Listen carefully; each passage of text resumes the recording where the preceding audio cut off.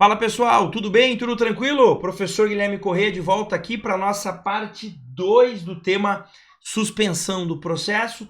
Estou eu com a minha equipe aqui, Guibô em duas versões, Bruna, Gabi, Gutinho, todo mundo para te ensinar processo civil. Já vou te pedir o joinha, não esquece. Professor, eu vou esquecer, não esquece, aperta agora.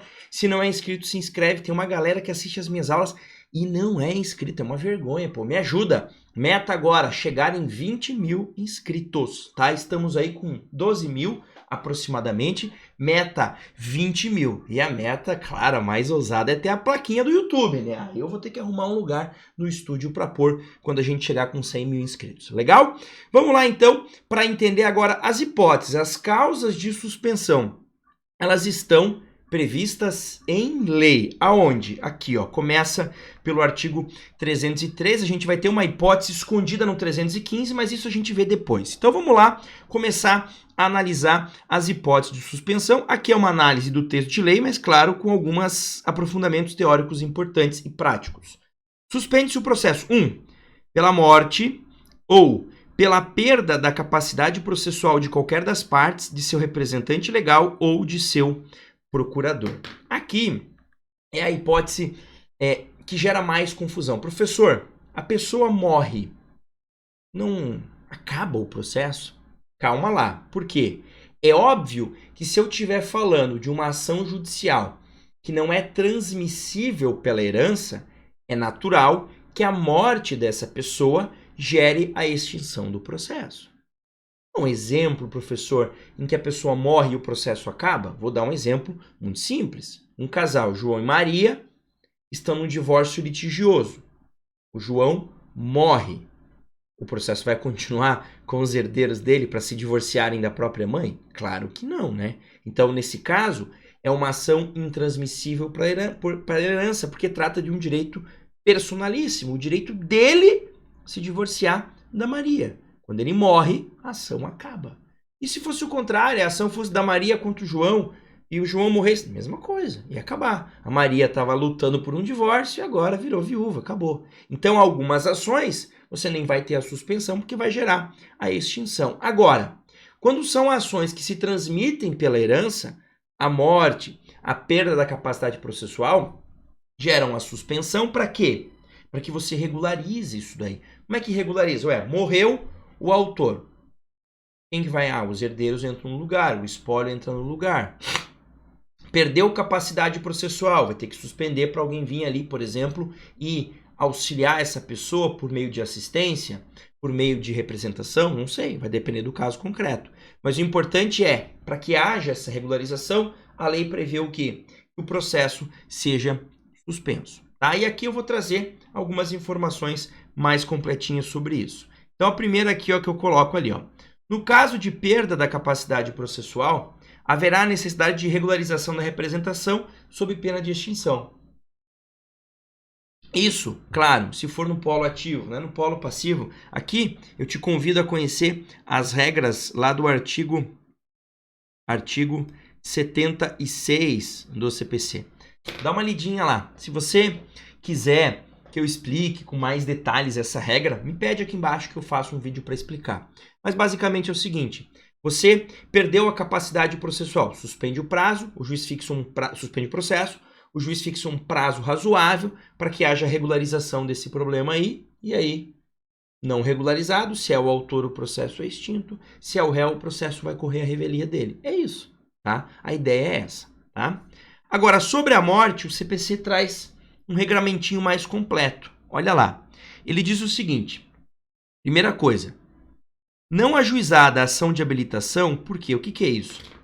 Quando a pessoa morre, os herdeiros precisam se habilitar. Tem um procedimento específico para habilitação. Então, morreu, tem que entrar lá com uma ação de habilitação, pedido de habilitação no próprio processo, para ver essa sucessão, tá?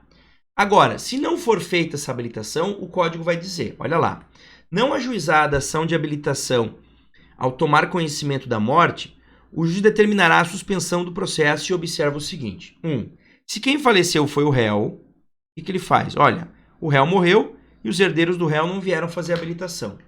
Ele ordena a intimação do autor para que promova a citação do respectivo espólio de quem for o sucessor, ou se for o caso dos herdeiros, no prazo que designar, de no mínimo 2 e no máximo 6 meses. Então o juiz suspende e fala, autor, agora é o seguinte, cita aí os herdeiros, cita o espólio, eu vou te dar um prazo de 2, 3, 4, 5, até 6 meses para fazer isso. Ele vai dizer, mas prazo longo assim, claro, porque ele vai ter que localizar esses herdeiros, não é tão simples assim. Faleceu o autor e sendo transmissível o direito em litígio, lembrando que se for intransmissível o processo é extinto, ele determina o quê? A intimação do seu espólio, de quem for o sucessor, ou se for o caso dos herdeiros, pelos meios de divulgação que reputar mais adequados para que manifestem interesse na sucessão processual e promovam a respectiva habilitação no prazo designado, sob pena de extinção do processo sem resolução do mérito. Então o juiz soube que o cara morreu. Aí eu soube que o autor morreu, os herdeiros não vieram se habilitar, ele vai intimar, então, os herdeiros, nesse caso, vai ter que procurar como? Os meios que ele achar, vai ser por edital, vai tentar oficiar lá ao registro de ofício de pessoas naturais para perguntar quem eram os filhos dessa pessoa. Não sei, o juiz vai usar de alguns desses métodos, chama os herdeiros, chama o espólio, chama o pessoal que sucederia para vir se habilitar. Se não se habilitar, vai extinguir o processo. É isso. Não tem como o juiz ficar prosseguindo um processo de uma pessoa já falecida. Então ele suspende e toma essas medidas aqui. É claro que às vezes nem chega nisso. Por quê? Eu sou advogado de uma pessoa, essa pessoa falece, eu comunico o juiz, ó, juiz, ele faleceu, já estou indo atrás dos herdeiros. É mais ou menos isso. Agora posso chegar, juiz, eu não acho herdeiro de jeito nenhum, o juiz vai falar, então vamos ter que extinguir o processo. Por quê? Porque a gente não está localizando os herdeiros. Vai extinguir, obviamente, sem análise do mérito, tá? E se morre o advogado, professor? Você já viu isso acontecer? Eu já vi isso acontecer, né? O advogado morre no curso do processo, porque o advogado, ele, apesar de alguns acharem que não, mas ele é um ser humano, né? E como todo ser humano, ele vai morrer um dia. A gente sabe que todos iremos, né? E só não sabemos quando. Isso é bom, né? Por um lado, bom não saber quando exatamente. A gente vive nessa incerteza constante. E aí, o que acontece? O processo acaba? Não, o processo não acaba. Mas eu preciso regularizar essa representação, porque essa parte precisa de um novo advogado. Como é? O que a lei diz? Olha lá o que a lei diz. No caso de morte do procurador, de qualquer das partes, ainda que iniciada a audiência de instrução e julgamento, o juiz determinará que a parte constitua novo mandatário no prazo de 15 dias, ao final do qual extinguirá o processo sem análise do mérito, se o autor não nomear novo mandatário, ou ordenará o prosseguimento do feito, né, do processo, a revelia do réu se falecido o procurador deste. Então, basicamente é isso. O juiz sabe que o teu advogado morreu, vai te intimar para regularizar, trazer um novo advogado em 15 dias. Se não trouxer, você é o autor, o processo vai ser extinto. Se você é o réu, o processo vai continuar. Só que a tua revelia, ou seja, você não vai mais ser intimado dos atos processuais porque você está sem advogado. Paciência, tá? Então isso pode acontecer? Pode acontecer. Por isso que eu digo, se você tem um advogado, mantenha contato constante com ele, né? Se você descobriu que ele morreu, você vai lá, constitua um novo advogado para atuar naquele teu processo. Legal? Eu sempre costumo dizer, né? As pessoas contratam advogados e elas confiam 100% no seu advogado muitas vezes. Isso não é ruim, isso é bom. Óbvio que tem que ter essa confiança, mas eu sempre procuro dizer para os meus clientes, olha, você pode confiar em mim, mas eu vou te dizer qual é o número do teu processo, em que vara que ele está, porque se acontecer alguma coisa comigo, você precisa ter essas informações, né? Então aí você vai contratar um novo advogado e vai dizer, olha, o doutor Guilherme tocava um processo para mim. Qual? Não sei. Contra quem? Não sei não. Tá tudo aqui, ó.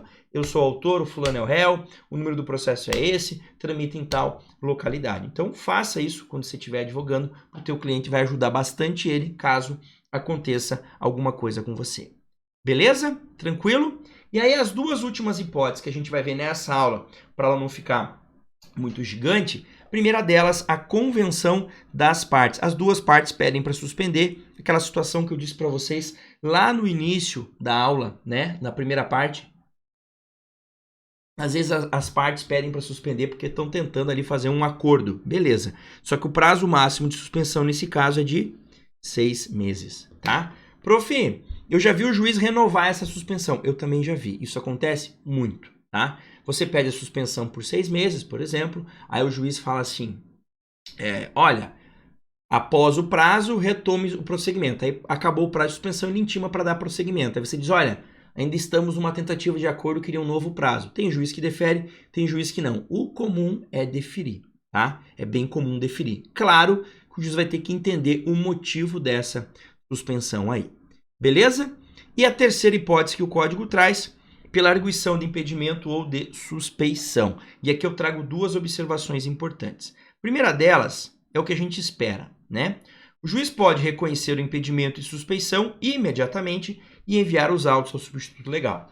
Eu estou, por exemplo, a Bruna está atuando num processo e ela nem se deu conta que nesse processo o advogado sou eu. Eu também não me toquei, tá? Eu distribuí lá a petição inicial, caiu numa vara, ela está atuando nesse processo, ela olha lá, não vê quem é o advogado, manda citar o réu, vem o réu e alega, olha, a juíza é impedida porque ela é casada com o advogado do autor. Puta, sou mesmo. Ela fala, declaro meu impedimento, sou casada muito bem com o Guilherme, brincadeiras à parte, estou muito feliz com ele, não quero terminar meu casamento, então declaro meu impedimento, saio do processo. Ela já manda para o substituto dela, quem que é o outro juiz que atua naquela localidade. Ah, prof, é que no lugar que eu trabalho aqui só tem um juiz. E o juiz vai falar para o tribunal manda para um substituto. O tribunal vai designar alguém para atuar naquele caso ali. Esse caso é o simples. Agora, às vezes, não.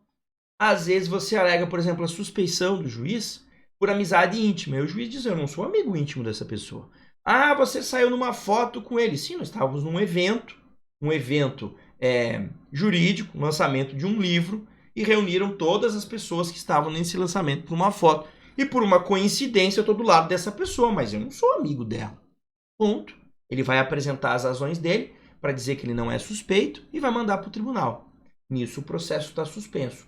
Chega lá, o tribunal pode dizer, mantenho a suspensão, e aí está suspenso. Se for para pedir atos urgentes, vai ter que pedir para o substituto legal, ou pode dizer não, acho que não precisa manter a suspensão, o processo vai prosseguir e vai prosseguir com o substituto legal já de agora em diante, tá? Então a suspensão ocorre e quando isso chega no tribunal, o tribunal decide se mantém ou não a suspensão.